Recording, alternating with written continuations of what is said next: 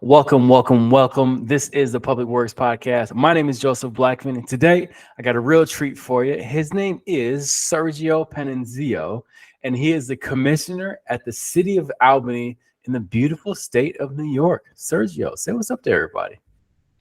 Thank you. Everybody's okay. Thank you for having me on your broadcast. Oh yeah, for sure, man. All right, so I love our industry because these job titles are so vague. You're a commissioner at the City of Albany in the state of New York. What does a commissioner in the City of Albany do all day, every day? Give us a rundown of what your day looks like, just to give people a snapshot of what Sergio deals with.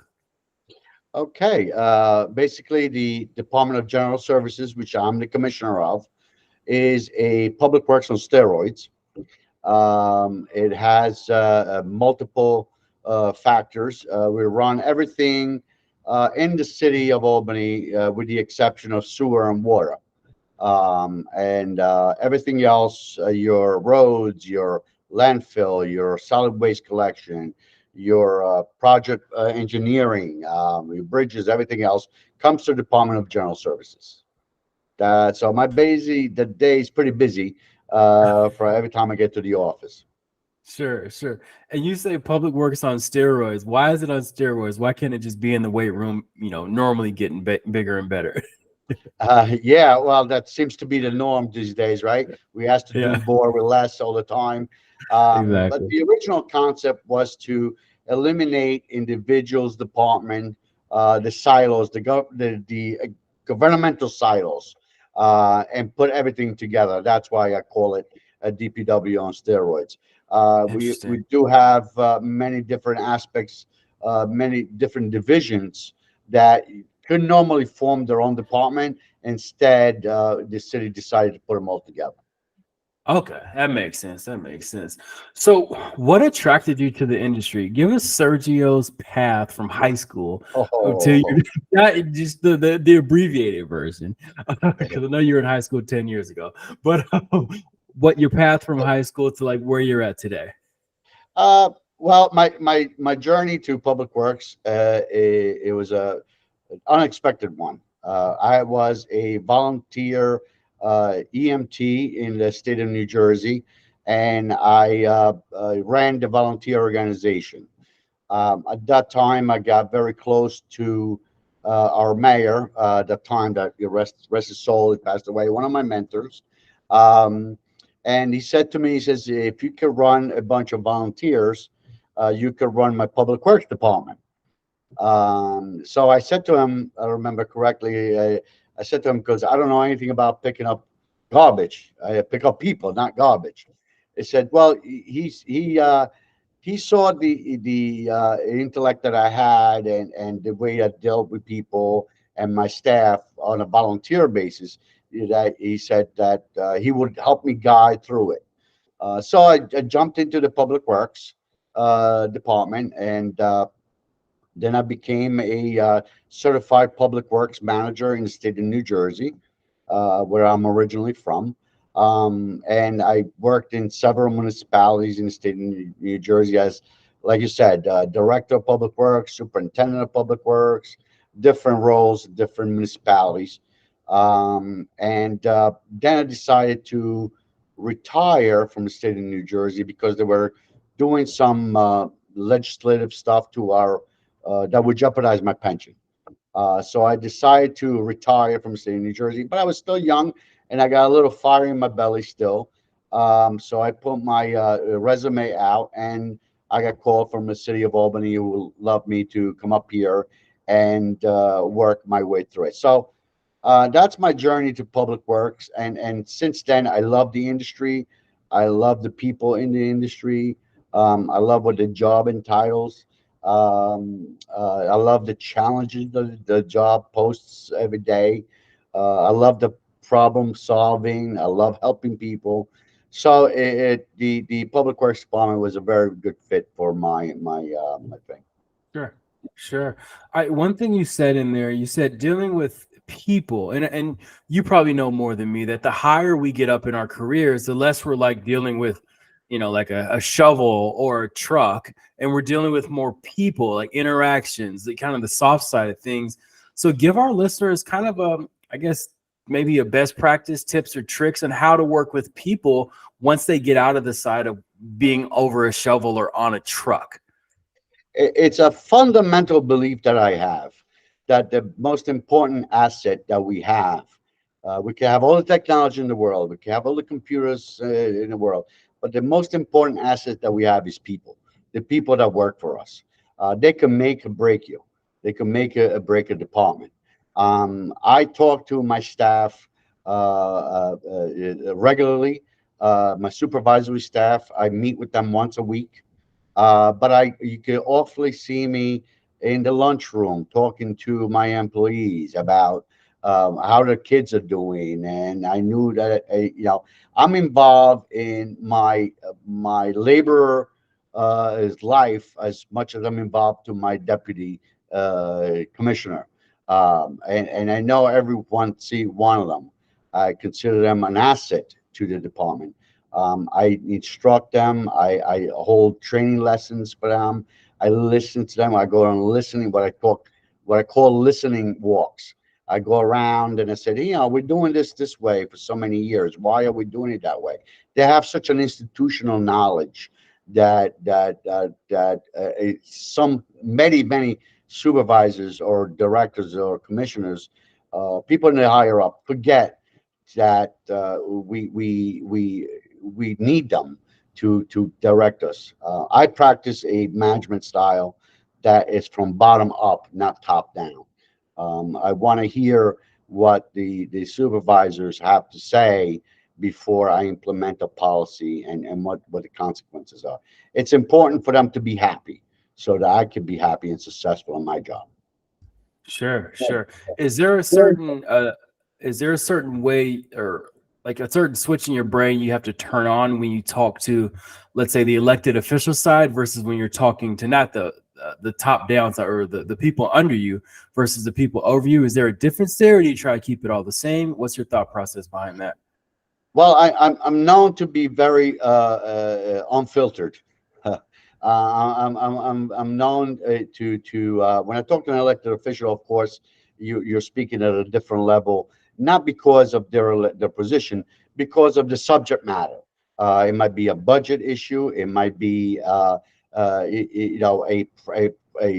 resolution or a city ordinance the city's putting together that might impact the department. So at that level, it's a different conversation that you're having with an employee. But other than that, I'm kindly known to be open to suggestions, open to consideration, and have a clear dialogue without any sugarcoating, as they say.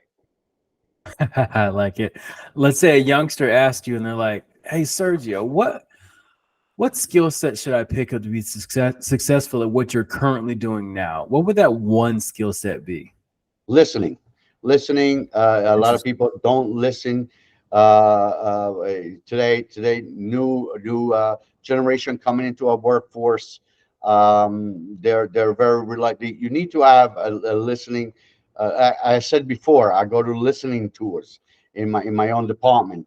I listen because you and then ask the questions, and it's not the question that you ask the right question. Sometimes we get overwhelmed by asking a question. We got to ask the right question. But if you don't listen, you cannot ask those right questions. You can only ask questions. Sure, sure. How do we get to the right question? I mean, I need to know this in my marriage, man. I can ask questions, but sometimes I don't get the answers that I like, man. Well, that is what makes us who we are today as managers. It would be easy when I do lectures. I get called out to do lectures all the time from different organizations, and one of the things I always stress, my job will be a lot easier if every decision that I make was between a right decision and a wrong decision. Uh, Sometimes you have to make the decision between a wrong decision and a wrong decision. Um, Yep. Yeah. and those are the things that you grow into the role of leadership. And you learn that not everything is black and white. There's a large gray area that you might have Sure. to navigate. through it Sure. to get your mission accomplished. Sure, sure. And you've been at this for some time, so I need a story from Sergio. I need a story of something that went wrong under your watch, what you did to fix it, and then what lessons you learned from it to apply to your future career. Well, one of the lessons that I know that went wrong is when we decided to move forward on a particular issue without asking our employees, and that didn't go well. People don't adapt to change very well. We have learned since as an organization to have multiple dialogues, multiple different dialogues. One of the things that particularly in my mind is, without going into specific, is we made a decision that was beneficial for the city and the department, but not beneficial for our employees. And the employees kind of pushed back a little bit, and once we asked them, uh, to us it made absolutely sense. Was a win-win all around. But when we got into the weeds of the issues, our employees basically told us it's not going to work. And so what we did is, we are now what we corrected it, and we are now having more of a dialogue. For example, when we hire someone, I don't hire them. I have a panel. I'm a member of a panel with different diverse group of people, that makes a selection based on. I'm basically, I call myself the veto vote. I only have the veto vote, but if that's what people choose, I go along with that. And we make those type of movements across the board. I give you a perfect example. In the old days, the commissioner, director, or whatever you want to call them, bought a new truck. Okay, and that was a new garbage truck, and everybody was supposed to be happy. Um, what we do here is now have a mechanic in the room, because he's going to have to fix that truck. We have a driver in the room because he's going to be driving that truck. We have a laborer that's going to be in the back of the truck because he's going to be in the back of the truck. My decision, what I think it's right, might not be the optimal decision for all those people. So now you start Wow. hearing feedbacks that the mechanic says, don't get that engine because there's a lot of problem with that engine, or there's a lot of issues with that. Then you hear the driver, well, if that computer or that diagnostic thing was put into this side instead of the other side, it would be better. And you get the laborer's input. That guy that uses it every day says, well, the step is a little short. Can we make it a little wider? Can we lower the back? And once they get the truck that they desire, we see a productivity increase, and we see the people coming to work with contention, with saying, we've been heard, and our we're meeting our goals. So very important Yeah. to, again, listen, talk, and listen to Yeah. your staff. And then another side of that is when you let them pick the equipment they're going to use pretty much every day, like their mobile office almost, they take ownership, Yes. like in my career in selling trucks, like when you could tell the users were going to be picking what truck they were going to buy, they took care of it a lot more than versus a upper management just slamming a truck in the yard and saying, here's your new truck, go use it. They'd be like, we didn't order this, we don't want this. It's a whole. Absolutely. It goes a long way to take ownership, to take better care, to take pride, and they do the work actually more efficiently. And you see a increase in productivity. We do that Sure. across all of our boards. Nice, nice. How does Sergio keep getting better and better and better? You could just put your feet up on the desk and go, I know everything, I'm the guy. But what forces you to keep learning? And then how do you intentionally keep putting more information in your brain to operate more efficiently? I'm an avid reader. I read all the time. I read at least three daily newspapers every day. I read in multiple languages. I'm blessed that I have multiple language skills, and then I don't take word of mouth. I research things. I do some research. I ask. Conventions are good because you get to see your colleagues, and different things, different trends. Meetings are good, but I read a lot. That's how I keep myself. Just some happens today. We had a meeting with the mayor, and I mentioned something that says this is a new trend that's going into the industry. And she was like, "Really?" Goes, "Yeah, what you got though?" I go, "I read it in Forbes last week." Who would think a public works director reads Forbes? But I just happened to Right. be reading Forbes that day, and I got Yeah. something out of the thing. So Good that's for what you. keeps me alive. And I never the day that I always said that the day that I said I know everything is the day I should quit. Because I I can love it. learn things from the most the seasonal guy that's here every season working on picking flowers, on picking garbage. I can learn so much from him, as much as I can learn from a PhD guy. It is just keeping an open mind, and ask the questions. Sure, sure. Let's say I ask somebody, hey, what does Sergio do all day? What value does he add to the city of Albany? What would they get totally wrong in answering that question? Like, what are some of the biggest misconceptions about what you do? That I come in my office, I delegate to a support staff of 18, um, um, and I sit back and I watch TV all day. That's the biggest misconception. And then that's something that government employees have a bad rap for. People don't realize that when you have six people digging a hole, oh, it's just six people digging a hole. One of them is doing the work. Yeah, but those six people all have different roles to play, Sure. to making Yeah. sure that's done. So the biggest misconception that we have, perception in government, is that we're all laying back. And I interact with my staff almost on a daily basis. My supervisors, like I said, once a week we have a what we call a stat meeting. I even wrote a book about it, and statistic meetings where we look at performance measurements, and I meet with them once a week. And the rest of the day is navigating the politics, navigating lobbying for my department, lobbying for my employees. I like it. Speaking of lobbying for your employees, let's imagine that the city, all the residents, city of Albany, are listening right now, and the question that they're asking is, how can we give a pat on the back? What would be the most impactful pat on the back for your operators and laborers out in the field right now? What do you think that would be? Um, well, right now it's the holiday season, so it's a little bit skewed.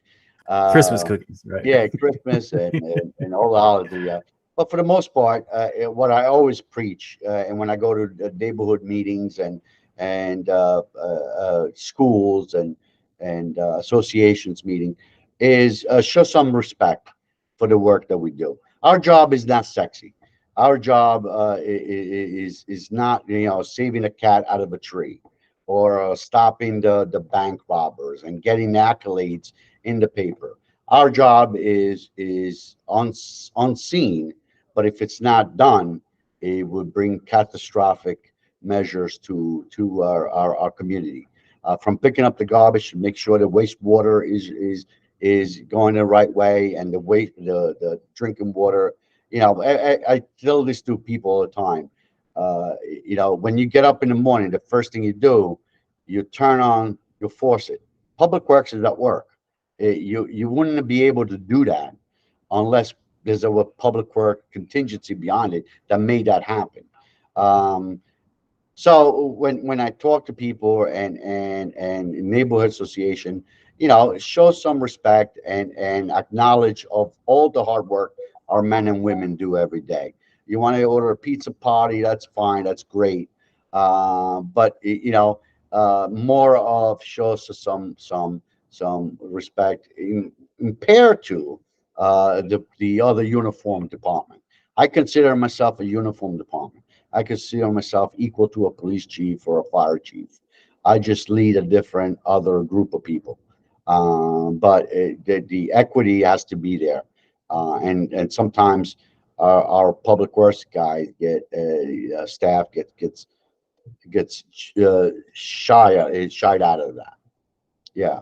So, Yeah. um, Yeah. Okay. Let's and now I want to ask a question like you're asking the community. Let's say you're commissioned to put up a billboard, and this billboard is in the most trafficked area of Albany. What ask of your community in regards to public works would you want to put on this billboard?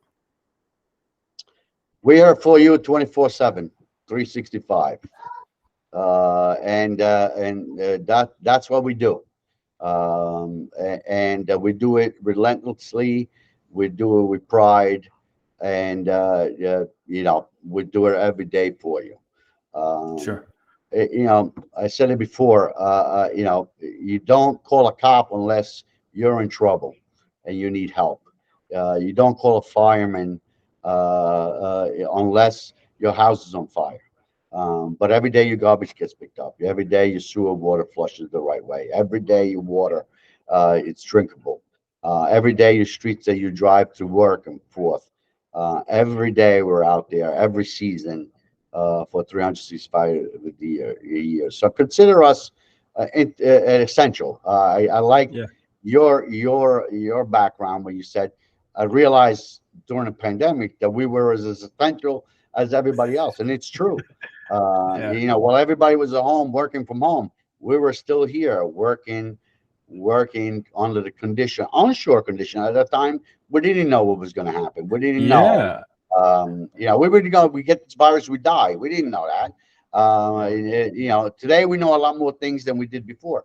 But our people came through with pride and sacrifice, and that's why when time came to give us, I lobbied for the council and the mayor, which was accepted to give us stipend for those people that did work during those hours. Wow. Because while you were uncomfortable at home in your pajamas, we were here. Ye- We were here working, and we were interacting with people. We were interacting with each other, which we didn't know that was going to be a problem. Yeah. Um, Yeah. it's It's true. sad, but it's sad but true that uh, the grocery clerks got more credit than the public works guys in some communities because they became You're essential. so right. What about us? Yeah. What about Yeah. us? Yeah. No, you're right. Yeah. The Amazon drivers were more essential. Yes. Yes.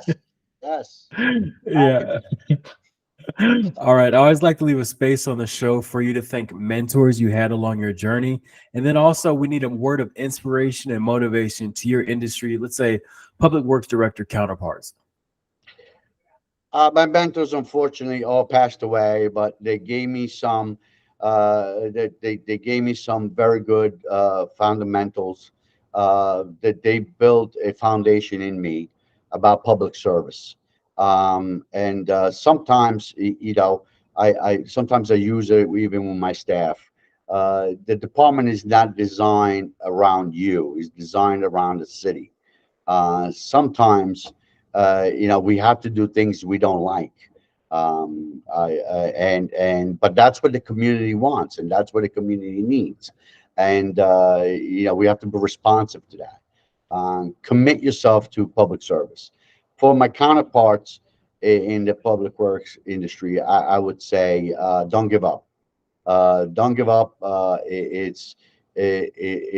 know it's troubling industry time right now. Now, right now, it's not a good time for us to work. We have challenges with the workforce shortages. We have challenges with new technologies coming, and we have a Equipment workforce that shortages. Yeah. we Yeah. might have a public workforce that might not be in tune with the new computers. And don't give up. Once you got to push through it because you're going to leave fundamentals and foundations for the next guy, and for him to build on. Just like our predecessors did, taught us under the wing. We should carry on that the flag and move it on to the next guy. Don't give up, because it is important to continue our vision for our city, a futuristic vision, and complete our missions. Sure, sure. Let's say I'm coming to town and I text you ahead of time. I'm like, Sergio, where can I get the best burger in Albany? Where are you going to send me? I'm going to say Irby's Burger on Larch Street. It's probably one of the best burger place. They have a very, very short menu, but I what like they it. do is excellent. They do a meat and a vegetarian component, and I tell you, they're getting accolades through the community, and they're very community oriented too. So kudos to those guys at Irby's for giving good sandwiches. Okay. Okay. Irby's it is. All right. Well, Sergio, thank you for hopping on the podcast. Thank you for sharing your wealth of information and knowledge. All the listeners out there, make sure you share this with somebody who you think needs to hear it. Sergio, any final words before we get out of here? Yes, thank you for giving me the opportunity to broadcast the our industry is lacks this, and I compliment you and your team for putting this together. And for the other listeners, like you said, spread the word. Because no matter how big or small we are, we all share the same challenges. We all share the same thing. It's not unique to you, but having somebody to whisper to and maybe come up with different solutions, it could be helpful in your career, and definitely spread the word. It's important. Sure, sure. Thank you. Well, Sergio, once again, thank you for hopping on the show. This has been the Public Works Podcast, and thank you, everybody, for tuning in.